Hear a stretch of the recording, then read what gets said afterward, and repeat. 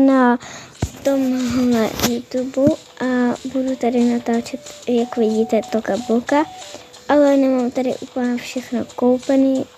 Tady vás provedu svým světem. Takže takový je můj svět. A potom vám představím rodinku. Tady ten dům je náhradní a počkat, jenom moment. Tohle to tady nemá vůbec co dělat, ale jinak bydlejí tady v tom dvoupatrovém. Takže tak a potom vám představím barák.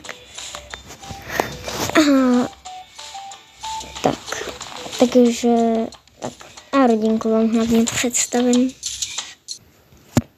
Takže tohle je začátek tady z toho baráčku.